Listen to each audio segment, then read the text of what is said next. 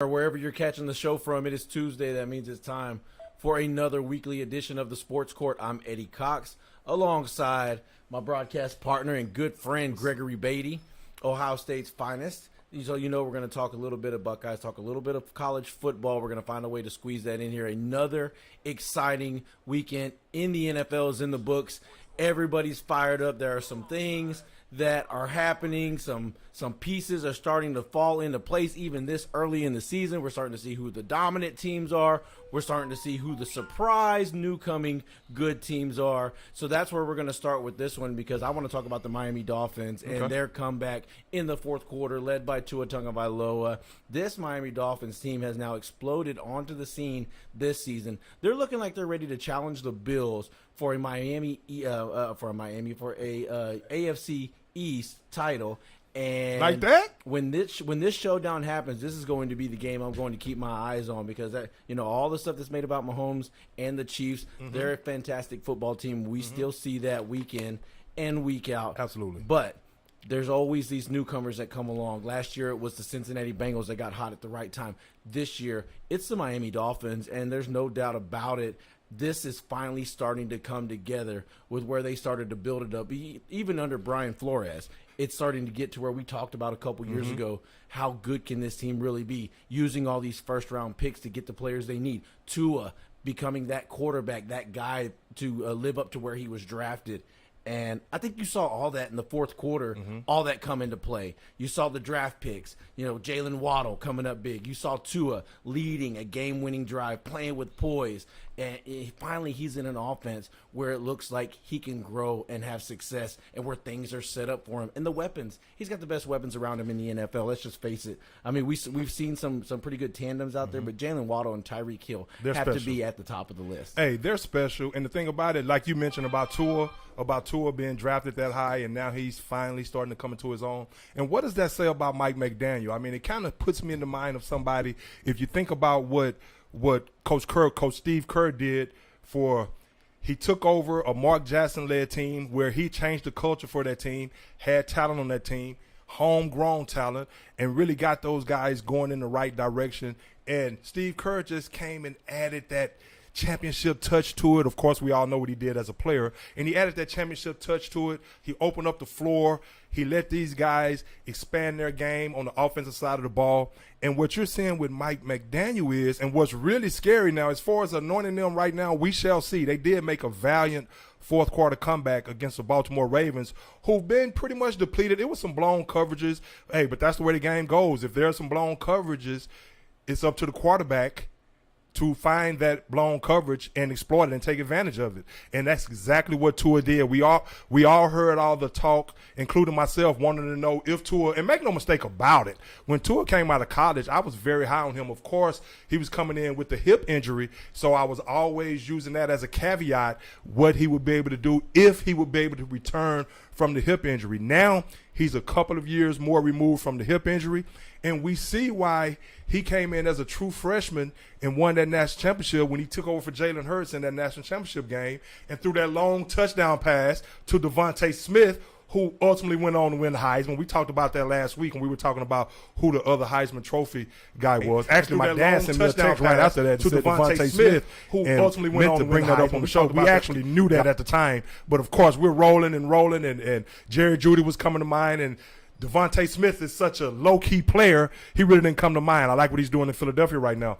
But I'll tell you this, man, the Miami Dolphins with Tua, so I always knew, you saw the arm strength in that game. I always knew that, and like you said before, and like I've always said, it's about timing more than anything. Now, again, couple of blown coverages, but what I like what Mike McDaniel is doing and what Tua is doing, he's taking what the defense gives him. He has a lot of weapons to work with, not only at the wide receiver position, Eddie, but also at the running back position. You look at Chase Edmonds. You look at Ryan Mostert, who came over from, now he's healthy again. He came over from San Francisco. He's a big play type running back. So they have speed all over the field with Jalen Waddle and Tyreek Hill. But more than anything, if you have that speed on the field, but as a head coach or an offensive play caller, if you don't know how to take advantage of that talent and that speed, that's one thing. That's something that hinders your team. And so what we're seeing from Tua, we're seeing a guy that now he has the pulse of his team. He realizes the weapons he has around him.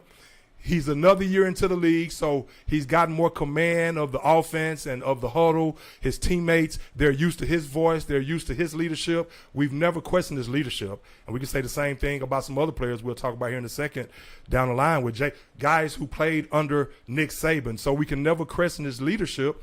So his timing is on point, his accuracy. Now he's feeling comfortable back there, and you have weapons to throw to. And the Miami Dolphins, we'll see what they do against the Buffalo Bills. But as of right now, to your point about the things that they have built for coming up into this season, I mean, hey, and the future only looks very bright for them moving forward. So I like the start that I've seen from them. But the way Mike McDaniel is scheming plays up, getting the best out of his talent, that is what's really standing out to me, because if you have that with the talent that you have out on the field with Tyreek Hill and Jalen Waddle, if you add a very innovative offensive mind that knows how to utilize these guys' talent to the best of their ability and give his team the best chance to succeed, that's the scary part about this, what Mike McDaniel has done so far. And I love him in interviews. I love how he shoots the breeze and how he has fun with things and keeps everything light. And right now his team is responding to him, and Miami Dolphins are looking good. Yeah, I think he does a fantastic job of not just scheming up the play, but in their meeting rooms, in their film rooms, they're discussing the play beyond the initial progression. Mm-hmm. What happens when this play breaks down? What happens when Tua moves out of the pocket? Where do you go then? It's not just, turn and run up the field. Absolutely. There's a designed area when the play breaks down, whether the quarterback rolls out to the left or the right, where you are supposed to get to in order to be open or to find an open spot. And we saw it happen on the touchdown that they took the lead with. Tua is improvising, and Jalen Waddle knows exactly where to get, where Tua can find the tiniest of windows, but still it's a window, and that's how you exploit defenses in the NFL, is you find them tiny windows, and you have a quarterback that can throw a dart into it, and that's what Tua did. And when you talk about matching up with the Bills, plain and simple, I think the teams that match up the best with the Bills are the fastest teams. We saw what type of showdown took place between Kansas City and Buffalo last year in the playoffs, two of the fastest teams in the NFL. Now you look at the Miami Dolphins, they now have Tyreek Hill wearing their uniform. They are one of the fastest teams in the NFL, and I think they're going to give the Buffalo Bills a hard time. Right now, Buffalo looks like the best team in the league. NFL. But they really do. I think Miami is going to be one of their toughest matchup, if not the toughest matchup they face all year long, and that's including Kansas City. Hey, well, you know what? If Buffalo can get Ed Oliver back, in which is no superstar right now talent, but the way that defense flies around to go along with what Josh Allen is doing, I mean, I still take the Bills in that game. Now, will Miami be able to compete? We shall see. We'll see if the run game can give them something that can keep Von Miller and those guys out of Tua's way, or pretty much be a situation to where the defense for Miami, can they stop Josh Allen, and what Diggs and all those guys have to offer. I mean, Buffalo can come at you in a myriad of ways. They can beat you in so many different ways. They're just a very well-rounded team on both sides of the ball, very well coached. I really like what they're doing. I definitely think right now they're playing like the best team in the NFL. Even though it's only 2 weeks, we all know things are going to shake out as the weeks progress. After about the four-game mark, we're really going to see who's the pretenders and who's the contenders.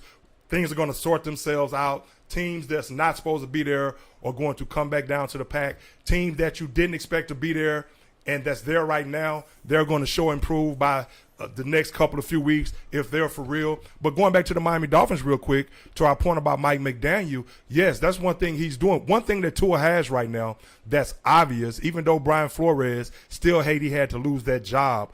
But when you bring an offensive mind in there like Mike McDaniel, and he's all he's cracked up to be thus far, utilizing the weapons around him, I'm sure in practice, he's been working with Tua, and he's really tutoring Tua on what to expect, what to look for. So overall, not only the scheme itself, but just the way he's teaching the game and the way he's showing these guys how to succeed in practice and how to better themselves and give themselves the best chance to win. I think he's just clicking on all cylinders with his team. And I just think right now that they're responding to everything that he's teaching. I just think they're like a sponge. And I think particularly that goes for Tua, who's really out to prove a lot of the naysayers wrong as well, and prove why he was drafted number 5 overall in that draft, even though he had that hip injury. So I love the start from the Miami Dolphins. Going to be interesting to see. Now, as far as that game in particular, real quick, as far as, since we're right there with the Dolphins, as far as the Ravens are concerned, you look at Lamar Jackson, and I still like the Ravens. That was kind of a fluky game in the way, and we'll see, of course, the Dolphins, and there were some other games that we can talk about that we can touch on here in a second too, where the comebacks were like unbelievable. I mean, we're talking about the Cardinals, we're talking about the Jets coming back on the Browns. I mean, so there were some games, again, in week 2, sometimes you have to expect the unexpected. So we shall see, man. I mean, hey, and with the Dolphins, the reason why they're having the success they are is because Tua doesn't have to hold on to the ball to make plays in this offense. They have the speed, they have the elite talent to where they can hit these guys in the screen game, in the slant game, on the crossing patterns, and they can make something happen. Run mesh, run flood, hit short routes, and they can take it, 40, 50 yards, big plays, big chunk plays. And that really takes a lot of pressure off the quarterback. You want to talk about neutralizing a guy like Von Miller?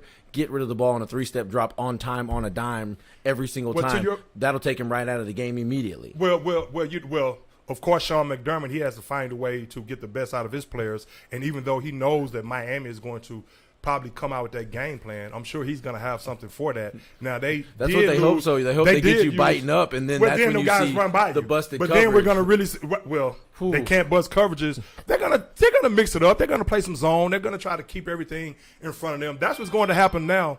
That's what's about to start happening with Tua, whereas you had the Baltimore Ravens, who had some injuries in the secondary, but a valiant comeback nonetheless. I mean, it's pro football. No matter who's out there, those guys can play ball. So valiant comeback by Tua. Hey, and I think it's important to note, with the Ravens, how the Ravens of old, it seems like they would have been able to put this game away. They don't have the same defense.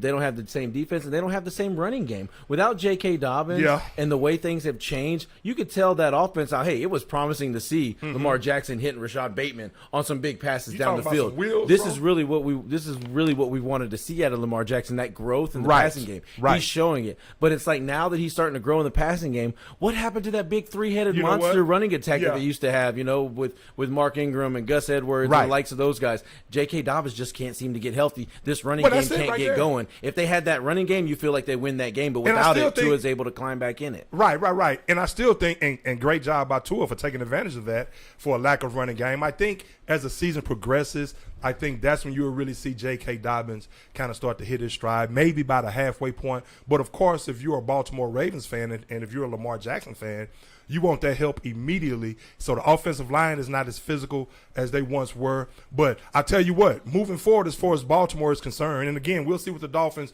do moving forward. They play the Bills this week. Yeah, exactly. So the weapons that the Dolphins have, the weapons that the Dolphins have right now, I mean, Jalen Waddle and Tyreek Hill, they both can make things happen after the catch. So that's a two-headed monster right there to go along with everything else, to go along with a head coach that can scheme. Now, as far as Baltimore, real quick before we move on, I love what Lamar Jackson is doing through the air. One thing I do notice about Baltimore this season that you can't say, even though they lost Marquise Brown, is the simple fact that you see that touchdown by Bateman, I'm talking about that's some wheels. When I say that's what you call a big play type receiver, I judge if you can run away from angles. And if you look at Duvernay on that kickoff return, the way he just outran that angle, it's like, wow. It's amazing how these kick returners, man. I look at some of these kick returners, and I'm in awe on just how explosive they are, man. These coaches know the right players to put back there on kickoff return, because the great kickoff returners, I don't care what kind of angle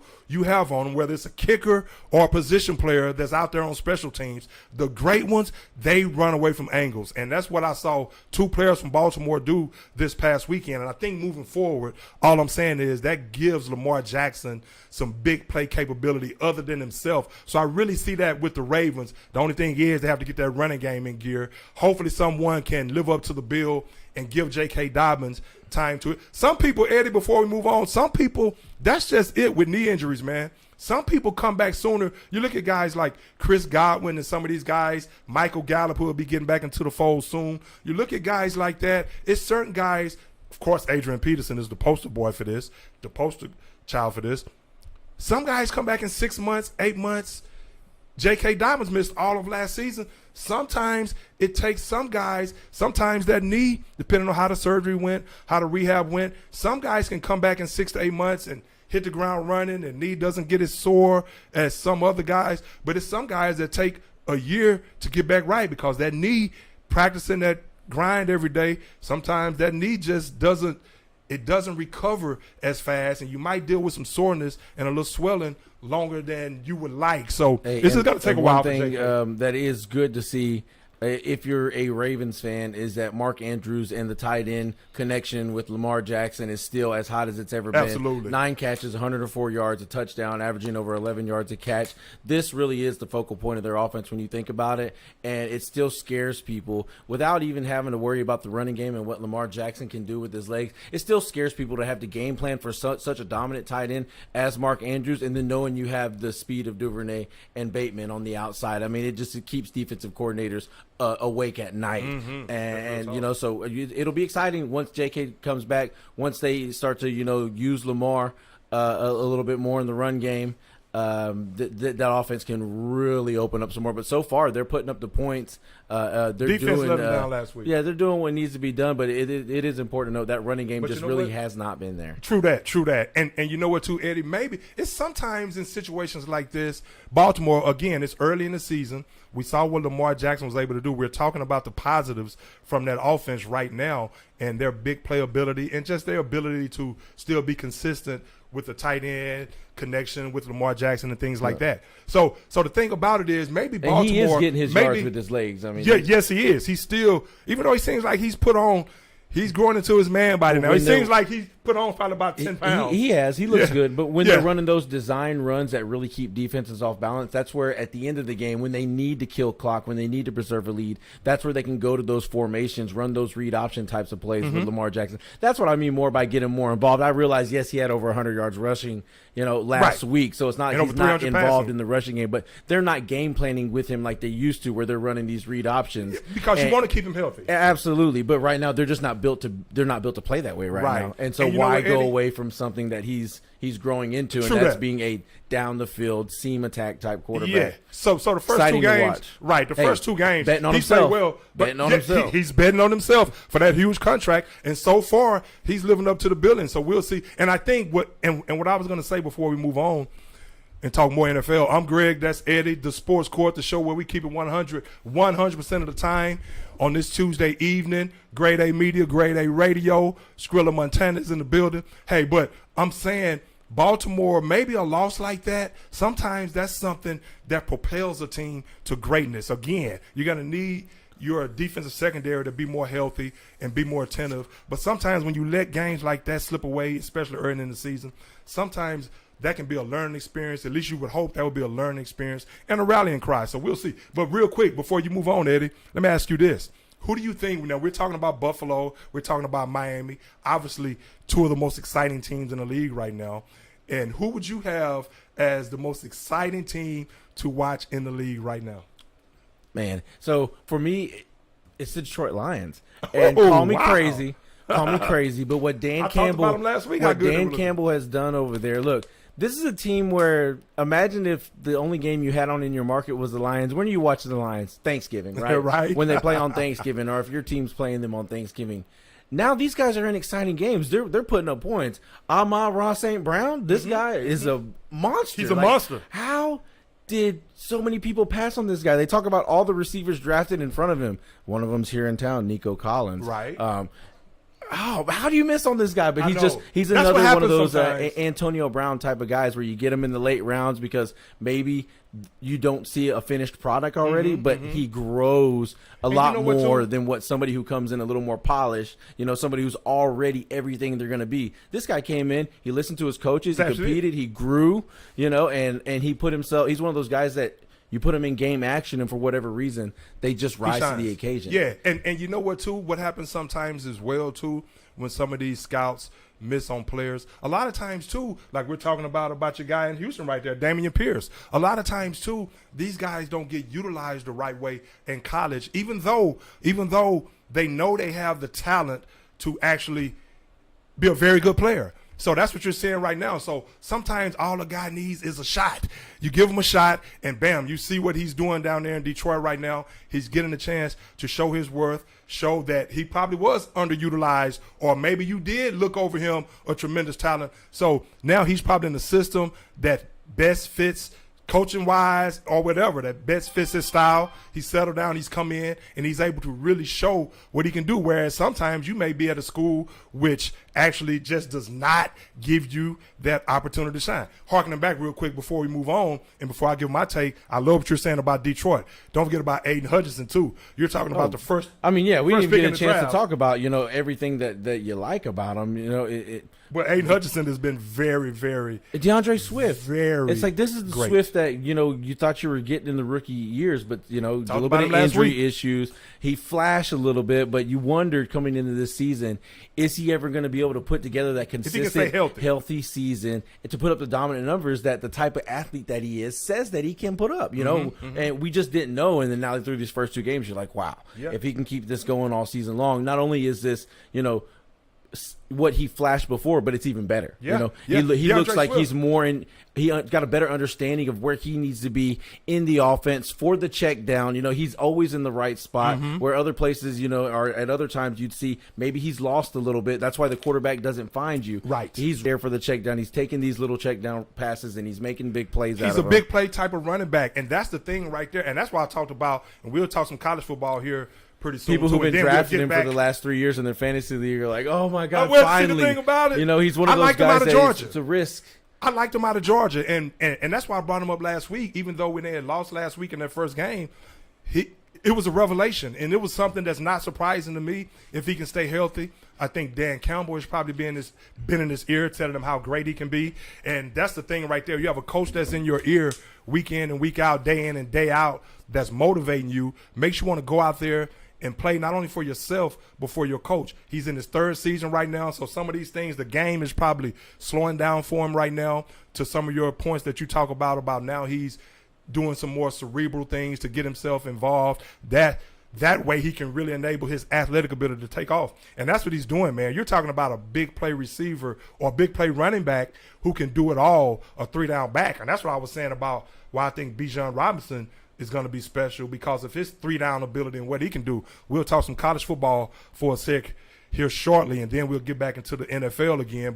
But Detroit right now is looking very, very good. Now what I'll say when I talk Just about exciting. I mean, yeah, it could. exciting. The That was wheels the question. could come off. I mean, it is. We still don't You know. have to give credit to Jared long Goff too. term, like how this whole Dan Campbell thing is Right. going to work. I mean, don't get me wrong. He's an. You got he's Jameson an Williamson coming oddball. back. Williams coming back. Yes, coming? He's going to be About the eighth week? They're in a added position weapon? where they don't have to force him into the offense and immediately try to get him the football. Right. The offense is running well. You just kind of work him in as you see fit and as he comes along and gets more acclimated to the speed of the game. So it's going to take him a while to get back. Of course, from the knee especially injuries, like not we're just talking about the knee not just the injuries. injury, but he's coming up a level. He's coming mentally. from college to the NFL. Real So talk. he's already a step behind, not being able to get these games under his belt. But Practice reps, all that. but as far as just pure excitement, if you followed this team during Hard Knocks and you see that even though Dan Campbell is a little eccentric, these players they believe in They what he believe in him. believes, because he really is that crazy guy who will leave it all out on the field and come back to the sidelines holding He's his a blue head, collar type guy. underneath his bicep, Yeah. like a football, and say, I gave you everything. I gave you my Right head." on, right he on. really is that guy. And so when these athletes nowadays, who a lot of them, they won't admit it, but they make business decisions out there on the field. Absolutely. When he brings Deion that, used to do it all the time. when he brings that old school, I'll give you anything it takes to win, and then they start playing like that, I think you start seeing a team that all of a sudden, no matter what kind of game they're in, they find a way to be in it at the end. Well, he and gives that's what he's trying to coach all along. is, He's hey, instilled- get in the game Right. to where you have a chance to win. That's all we want to. Yeah, have yeah, a I mean, chance and- to win at the end. And that's where he's instilled that competitive fire. He's instilled that competitive fire and that belief in his team, and that's why we Started touched on with it the last bite week. off a kneecap quote. Right. And then people were when he looking at got him in the like- press conference last season And when he got in the press conference last season and he cried not like, but he shed some tears because he was emotional. That's the best way to put it. He was emotional after a loss, but he was talking about he built his players up, and he was talking about how much he believed in his players and how much he trusted his players, and he trusted the process. And I think he endeared himself to his team like that as well. So he's just somebody that they ride or die for. And so the trajectory for the Detroit Lions is looking up right now again. If you incorporate Jameson Williams and you're looking at the long-term prospects, you look at Jared Goff, who's a former number 1 pick, who actually led his team to a Super Bowl, lost to the Patriots, but he's a former number 1 pick. They're not asking him to do too much, but he's doing what he needs to do right now. Again, DeAndre Swift is a weapon. So you utilize your weapons and you get them the football, and that's exactly what happened.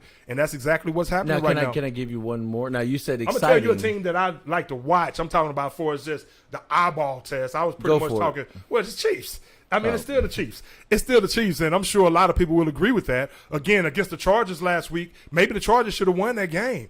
And, of course, you know my allegiance to the Chargers, and they were playing without Keenan Allen, and they did some things. But as far as the Chargers is concerned, real quick, harkening back to that game, when your tight end, the number 7, when he's gasping like that for air, you saw the Chargers that play? Talking about Gerald Everett? Gerald Everett, when he asked to come out the game, in the very next play, he just dogged it on the route because he was gone, man. He was like as a staff, in my opinion, and I know it's easy to say, suck it up and be tough and but trust me, I put myself in his shoes playing wide receiver, and I'm not just talking about in the game, whether it be practice or whatever. When you're gassed like that and you have nothing else to give, and the guy, he said, he was like, get me out here at least for one play. I know it's the end of the game, and coaches want you to be tough and all this and that, but if you notice that as a coaching staff, you don't go to him the very next play. If you know he's called, I think they'll learn from that, and when he calls to come out the game, it's not that he's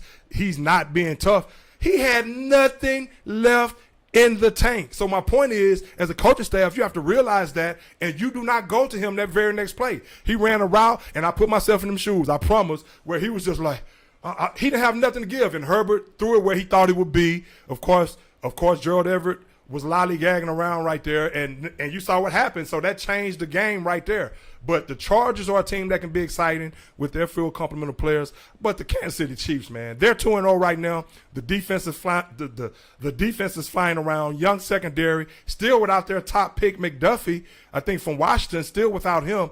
But the way Spagnuolo has these guys playing on the defense side of the ball with that speed. But the offense, even with the loss of Tyreek Hill, the offense is just a pleasure to watch, man. You're talking about good on the eyes. I'm talking about the way that Andy Reid and these guys and Bieniemy, the way they scheme up plays. I don't care who's out there on the field. It's just a beauty to watch, man. Guys running wide open. Now Mahomes is taking what the defense gives him. I mean, he's spreading the ball to everybody. Then you incorporate the run game, the screen game. I'm talking about McKinnon, Clyde Edwards-Helaire. As far as the eyeball test, as far as just a game sitting down and saying, this is a team I just want to watch play just because they're fun to watch. They remind me of the Chargers back in the day with Dan Fouts, Chuck Muncie, Jefferson, and Wes Chandler, Trumaine Johnson. They remind me of those guys. But I would say the Chiefs. Then I would say the Buffalo Bills at this point. It's important to note, like, then the Chargers are right there. What Patrick Mahomes does on the football field is kind of like, you talk if you ever watch racing, it's like watching a crew build an engine, or watching somebody. If some of y'all may have dads who race, my stepdad used to race dirt cars, and I'd watch him put all this energy, all this time into building that engine. Mm-hmm. But you still got to get in there. The driver has to get in the car and drive the car on Sunday. Right on. And he has to paint a masterpiece. And that's what Patrick Mahomes goes out there. Andy Reid and that staff, Eric Bieniemy, they build this, very innovative offense. That's the playbook's a mile thick. It is. But Patrick Mahomes goes out there and still flies by the seat of his pants and does things that no other quarterback in the league could do, and no other quarterback that is in that system or that would be in that system would do. But Patrick Mahomes can improvise, it's just ad-lib in ways that if you try to emulate it, you'd have to try too hard to do something that would come so unnatural to you. You couldn't have success doing it. With Patrick Mahomes, it just comes natural to him. Agreed. He just does things that way. He can improvise in that way. And it's important to note that he definitely, Andy Reid gets a lot of credit, but Patrick Mahomes is the reason why the Chiefs are one of, if not the most exciting. He's the team captain to watch in the NFL. that steers the ship. Absolutely, man. He is a joy to watch, and not only what he does in the passing game, but just how he avoids and eludes people with his scrambling ability. And not that he's just speed burner like Lamar Jackson and like some of these guys we've talked about, that we're talking about Jalen Hurts, who we're talking about here at some point. But the fact, just his footwork and the way he could just get in and out of spaces and maneuver around the pocket, avoid the rush, and keep his eyes downfield and make every throw, like we're talking about, like you're saying, make any and every throw on the field. I mean, they're just a joy to watch still at this point. But moving on, man. What's some other games, some other teams? What's up with real quick, I want to talk with before we talk Texans, I want to ask you, we talk about the teams that are exciting. Mm-hmm. I want to talk about a disappointing team and a team that really I didn't expect to be disappointed. What's going on with the Indianapolis Colts? Ooh, well, Matt Ryan looks washed up. That's number one. Matt Ryan looks washed up right now. While Wentz is doing things in Washington. Well, yeah, Washington, he is. Now I will say this before we get back to Matt Ryan and the Colts. Carson Wentz, you look at his numbers, he has gaudy numbers, but he still makes a lot of the boneheaded decisions and has a lot of brain farts. But he has the talent around him now. But they're scoring points in Washington. You know what they're not doing in Indy? Scoring points. What's going on? Yeah. Hey, Jacksonville Jaguars shut them out Ryan, now. They may be a lot better than Ryan, people think, the Jaguars, but to shut out Indy in a game where they didn't have Indy's got to Pittman. come in with a bad taste in their mouth because Jacksonville put them out of the playoffs last season, sweeping them at the end of the year. All they had to do was beat Jacksonville. They're in the playoffs. They lose to the lowly Jacksonville Jaguars. So that sat in their mouth all off season, and to go in there week 2 and lay the egg that they laid, I can't make heads or tails of what's going on with the team, because it also wouldn't surprise me if I took a 5-month hibernation and woke up and you told me they rolled off 5 wins in a row and Jonathan Taylor's on his way to being the NFL MVP. But which team is it, Greg? Well, see, are they that team? Where are they closest to? Well, that one or the one we saw on Sunday? Because the one we saw on Sunday is going to get Frank Reich, as Spencer Tillman would say, an apple on a roadmap. Yeah, well, I think in the AFC, the division that they're in with the Texans, I think that division combined as a whole right now is like 1-5-2 or something like that if you count the 2 ties. That the Texans and who else had that tie in their division? Was it Pittsburgh tied with somebody? When this? No. In that division right there, it's I think the record is, overall is 1-5-2 or something like that. So to your point, because Indy, Indy and the Texans, Indy and the Texans, and then who else was the other tie in there? Well, whatever the case, that division they just both is lost putrid. week 1, and then Jacksonville is now in they first have place the worst because they have a record in all win over divisions as a Indy, whole. and Put it like Tennessee's this: Indy is only 0-2. a half game out of first right now. So to your point, the point I'm making is, what can they be moving forward? If they can get back, the offensive line with Quentin Nelson, they're going to beast more times than not if they commit with Jonathan Taylor. Now you didn't have Michael Pittman Jr. last week, so, and of course I don't think the weaponry on the outside right now is really giving them a chance to really. Now we can say Matt Ryan, or I can say Matt Ryan looks like he's washed up right now. A lot of that has to do with probably the scheme as well, but I don't think they have the horses on the outside. Paris Campbell, former Ohio State player, nice little gadget player, can return some kicks. Maybe if they incorporate him in the run game, can maybe run a deep post or go route every now and then. Or you can get him on the screen route and he can take the ball to the house. I think you have to find a way to incorporate his big playability more, but I think they need more explosiveness on the outside. And I don't know what's going on with the defense. So, again, in the next few weeks, I think it has a lot to do with Shaquille Leonard and him not being on the field. That's huge right there. I don't know if he comes in and immediately they go back to being what we might have thought they would be, which would probably be the best team in the AFC South.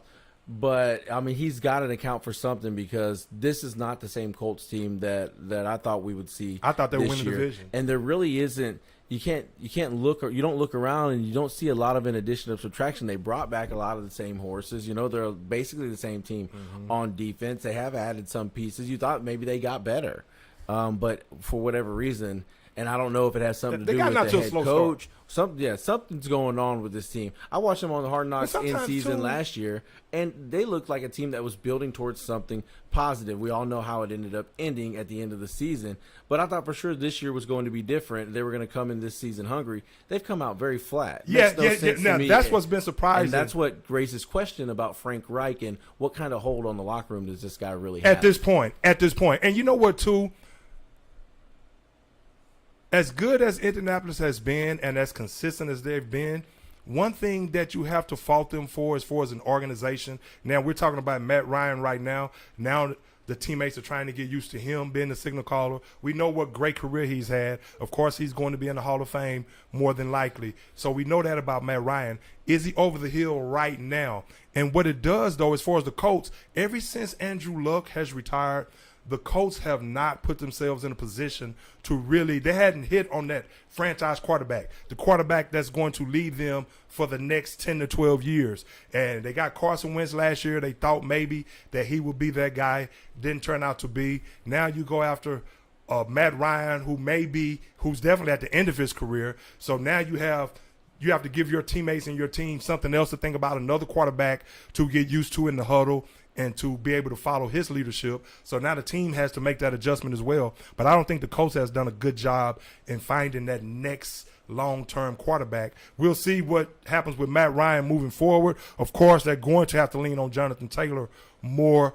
And like you're saying, and what's obvious, Shaquille Leonard, the absence of Shaquille Leonard, that shows you how great of a linebacker and how much of a presence he is, not only in that locker room, but on the field, the havoc that he causes, and he just really elevates the play of everyone else on that defense. He allows your interior defensive lineman to maybe play pass on some downs where it ends up being a run, and he's good enough to fill multiple gaps with his athleticism and allow your defensive linemen to play like that. So they're able to play with a little bit more comfort because they know if they play up the field too far, like as if they're rushing the pass and it ends up being a draw play, that Leonard's going to clean it up. They don't have that right now. When they're making those types of mistakes or they get into those moments where they're getting caught off guard, there's not that big space eater in the middle to eat it up. What happened to the receiver? Pittman? No. Pittman was hurt. T.Y.? T.Y. Hilton. What happened to him? He's always hurt. I'm talking about every time I think about T.Y. Hilton, that's the story of his career, man. He's always, even when he plays. He kills the Texans. That he does. Even when he plays, he's limping around. He's coming off an ankle injury. He's coming off a hamstring. He's dealing with a groin. It's like this dude haven't been healthy since his rookie year, I don't think. I think he would help out if he can get healthy. But, hey, man, we'll see. Eddie, but before we move on and talk Texans, Cowboys, and much more, a couple of tidbits. Got to give kudos to Becky Hammon. Got to give kudos to Becky Hammon and the Las Vegas Aces. WNBA. I know we don't talk a lot of WNBA up in here. Hey, but much love for the ladies. Congratulations to Becky Hammon. You saw she was able to learn under Pop. First coach in 45 years. Of course, Van Chancellor did it with the comments. I used to love watching the comments back in the day when they first started with Cheryl Swoops, Tina Thompson, and Cynthia Cooper. But the first coach to ever first season win the title. I mean, the WNBA title, showing what she's learned. Of course, she put herself in a great situation with the Las Vegas Aces, who had been knocking on the door already. But what she was able to do, again, what Steve Kerr did, what Phil Jackson did when he was in Chicago, able to come over there and really get that team over the hump. And so congratulations to them. Coach of the Year, Becky Hammon. Then you have Asia Wilson, MVP. So they beat the Connecticut Sun. But great job by both of those franchises for making it to the finals, and just want to give kudos to the Las Vegas Aces in that regard. And real quick, Eddie, before we move on to some more football, of course, in MLB, of course, you know the Astros, they clinched the division, and which is no surprise. Now Dusty Baker says he's going to start resting some players. Saw what they were able to do last night against a very tough Tampa Bay team, but the pitching staff has been lights out. I told you they would probably use Hunter Brown out of the pen. Seems like that's where he's going to be moving forward. But real quick, before I get your take on the Astros, Pujols is going for 700 home runs. I'm sure someone would throw the great Hall of Famer Albert Pujols a couple of gopher balls here in the next week or so he can get to 700. But and then you have Aaron Judge, who's playing for a contract, who's going for, 61, 62 home runs, more. He's looking like Babe Ruth, Roger Maris, or somebody. So a couple of tidbits right there. But the Astros, real quick before we talk a lot more NFL, get your take on the Texans, the Cowboys, sprinkle some college in there. You know I'm not going to get out of here without mentioning my Buckeyes 77-point effort on Toledo. But it was Toledo. I'll give you that. But real quick, the Astros, man. Tampa Bay last night 4-0. Verlander looked stellar again but you have some horses over there in the National League. You have the Yankees in the American League and maybe a couple other teams. But the Astros definitely seem like the team to beat, especially with the way that starting pitching is looking. It is looking phenomenal. It looks like the Astros have an embarrassment of riches at the starting pitcher position, and when you put it all together, you add Lance McCullers. Oh man, they're getting geared up. They're going to use these last 12 or so games to figure out just how they're going to stack that bullpen along with the rotation, how they're going to use certain guys, and that's good. One thing, absolutely. You get Hunter Brown knowing his role right now. One thing that could be an advantage for the Astros is, we talk about having that ace, and you feel like maybe they have two with Justin Verlander and Framber Valdez. A guy who you need a win, you feel comfortable going with on 3 days. JV's been that guy his whole career. Framber's becoming that guy recently. But now the Astros put themselves in a position where if the way Hunter Brown has pitched, throughout these first few games, he's been here with the Astros in the majors, and if that carries over into playoffs, he could pitch with the same, cool ice water in his veins that he's pitched with in the regular season. Because we know the playoffs are a different beast. He pitches like that in the postseason. Now you're talking about a team where the Astros, where they may never be in that position where they feel like they have to go with their stud on 3 days rest, because they may always have a guy that is somewhat of a stud that has at least 4 days rest, maybe even 5. Okay, well, if we can't go with Valdez, we'll go with Christian Javier, who we feel like has given us a lot of good baseball and a lot of good pitching. And we already know what Justin Verlander and Framber bring to the table, but Hunter Brown really opens things up and gives them a lot of options. And I'm very interested in seeing how Dusty puts the whole thing together and how he utilizes these guys. And you know what? Again, what's good is that the fact that he's right now saying that he's going to rest some guys, not all on the same day, but he's cognizant of the fact that you've clinched the division. You want to make sure your pitchers go in fresh. You're a very talented pitching staff, especially starting rotation. You want to make sure that they go in fresh, arms very lively, but at the same time, you don't want them to be rusty as well. But it's good that he's going to establish some things, the rotation, and let Hunter Brown know his role right now, get him acclimated, and hopefully he can delve right into the playoffs and delve right into things and really hit the ground running to go along. That's why I said last year's experience with some of these pitchers, some of these starting pitchers, I think, and I said it at the time last season, I think it's going to do wonders moving forward, because a pitching staff can be great during the regular season all they want. Once that competition elevates in the postseason, you have to draw from some experience, not only talent, but you have to be cerebral in the sense it's a chess match. It's a chess match, and great hitters and great offensive players and great offensive teams and great offensive minds as manager, they're going to try to outthink you, outwit you, and going to try to manufacture runs. And as a pitcher, you have to know pitch selection, when to make the best pitch. You have to know your opponents, what they'll probably be looking for in certain situations. So it's not just going out there mano a mano and just talent only. It's a mind game in the playoffs as well, and you have to be willing to be in a 2-1 game or something like that. But I like the fact that Dusty Baker, he's going to get the rotation set in stone right now, and maybe these guys can go in and hit the ground running. But the stage don't seem like it would definitely be too big for a lot of these starting pitchers. Of course, Verlander, of course. So I think the overall team, I don't think the stage will be too big. Now it's just a matter of going out there and doing it in the playoffs. Imagine how it could set up, too, for the Astros with home field advantage. There it is. And they need 7 games to acquire that. Yeah, they're 7 8 victories. games ahead of whoever it is that's behind them. Yankees, that's right, behind them. So you feel like they have a comfortable lead there, but they could set themselves up in a situation where after that first series, Justin Verlander and Framber Valdez, you may not even see them until game 4 of the next series. And if the Astros find a way to have themselves up in that series, either 2-1 or 3-0, you got yourself feeling really good about where the team could be leading into the ALCS. Real talk.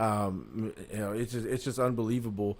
All the we always talked about all the questions about the pitching staff coming into this season, how important it was that they did bring back Justin Verlander, and how big of a move that really was, and then him coming back from the elbow surgery after that, and putting together a Cy Young caliber season. I think we always were worried about, ultimately what part of the pitching staff was going to be where they struggled the most. Was it going to be with the starting pitcher beyond the first 2 guys? Was Luis Garcia going to turn into a pumpkin, eventually, because you never know with these guys. He is one of those guys who's late in the season. That's another thing about having Hunter Brown. And Luis Garcia, he's one of those guys, once he gets over a certain amount of innings, all of a sudden he starts to tail off a little bit. When you pull his ass out of the starting rotation and put Hunter Brown right in there away. I think it's a match made in heaven, these two. Hey, Eddie, and to your point right there, that should elevate the acquisition and the success thus far of Hunter Brown. I think that's going to elevate the play of everyone else, especially the back end of the starting rotation, who probably feels like that their starting job is in jeopardy. So I just think everyone is going to be elevated now because of Hunter Brown. So I'm really looking forward to seeing how the Astros fare in the playoffs. I think they're going to fare just fine. I think they're going to make it to the World Series, and I think the Astros are going to win it. Now, of course, out of the other side, I think the Dodgers may be coming out of there, but they have a lot more to deal with the Braves, the Mets. You look at Scherzer, and one thing I was concerned about with Scherzer when they signed him was, to all that money, I know he's a horse. I know he's a dog. I mean, I know Scherzer, when healthy, at this point in his career, he could still get it done. Now, he's been dealing with a couple of injuries, comes back off the IR this time, dealing with that oblique injury a lot quicker than people expected, and pitched the gym last night. So if you have him and DeGrom rolling, the Mets, of course, are going to roll. And then you have other teams that can actually make it interesting. But I think the Dodgers are the team to beat over there in that league, in the National League, of course. But moving on, back to some, we'll talk some college football here in a second. Not a whole lot of college football I really want to talk about. Just want to touch on a few different games this past weekend, a few different players or whatever. But a lot of NFL, of course, to digest the Texans, man. The Texans should be, they could easily be 2-0 right now. So how are your emotions right now? How are you feeling, Eddie, as far as the Texans, now, I'm a person that spoke, I'm not going to say highly of Davis Mills. I've said that I think he can be a good quarterback. Now, of course, I don't deal with good. I love dealing with great. Now, the question is, if the Texans continue to lose, do they go out and get my boy C.J. Stroud from Ohio State or Bryce Young? Now, we've posed that question a number of times. The more and more it's looking like, and I was hoping maybe that Davis Mills, for the Texans' sake, could actually elevate himself. The season is still early. I was hoping those flashes that he's shown and his ability to make certain plays, I was hoping that could elevate him to where he's that quarterback that really puts the team on his back and makes big plays and big-time moments. And that's what he hasn't been able to do. Now, a lot of that goes to him I don't know if it's arm strength. I don't think he has the arm strength. No. So his confidence in pulling the trigger a lot of times, I think, is tainted because of that. And I think that's what kind of slows him down when the Texans get in situations where they need him to play big. He just doesn't seem to have that confidence in that arm to take some of the chances downfield and really open up the game to be that complement to Damian Pierce or somebody like that. So if they're losing games in the process of him not pulling the trigger in situations like that, he can be a serviceable quarterback all he wants. But, of course, if you're a Texans fan, I know you're looking for great. And so what's your take on the Texans? They play with tenacity. I'm talking about you have a lot of young talent on that team. I like watching the Texans because of the young talent, and they have a lot of anonymous veterans, but I like how hard they play, but you want them to get some of these victories, or do you?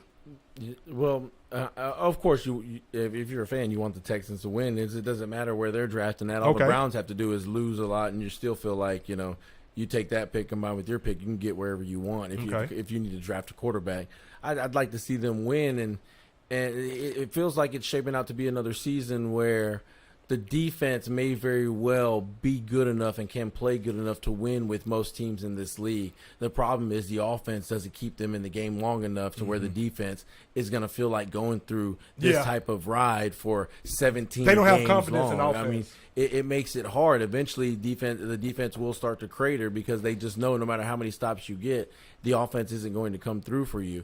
And with Davis Mills, the biggest issue with Davis for me is like if you look at going back to the Colts game and you look at Mile High on Sunday, once Davis Mills gets hit, takes a big sack, whether it be a sack fumble like he did against Indy, it's more of just he goes into almost like a panic mode where he's not making good throws when he is making good throws. The decisions are not good decisions.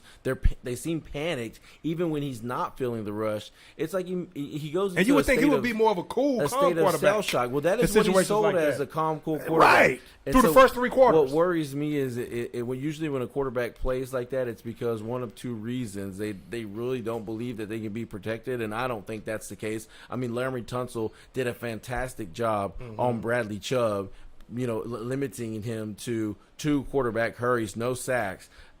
He had time to throw the football. There were times that he just seemed like because his first read wasn't there, all of a sudden, oh, shoot, I better get rid of the football or I'm going to be sacked. And it just led to some really bad decisions. Yeah. That's really what worries you about Davis Mills is this just something that he's going through right now, or is this really the nature of what kind of quarterback that he is, where once you get to him, once he gets hit, because, I mean, he was cruising in Indy, and things started to come alive for him there in Denver a little bit, but once you get to him and you hit him hard, and he has to go back to the sideline with his tail between his legs and tell Coach Lovey, I'm sorry that I lost the football. He didn't protect the football. Then all of a sudden he turns into this sort of like just I don't want to mess up guy.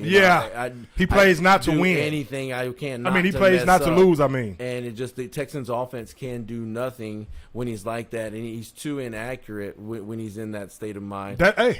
I agree. The defense, there's some promising things. It just, in spite of missing a lot of tackles, because I feel like in a Lovie Smith defense where you're trained to go after the football, a lot of these guys have to understand, like, what situation are you in? You got to get to where you're tackling a running back and hitting him hard early in the run, like as soon as you're getting to him. A lot of times these Texans defenders are going up there trying to strip the ball out immediately.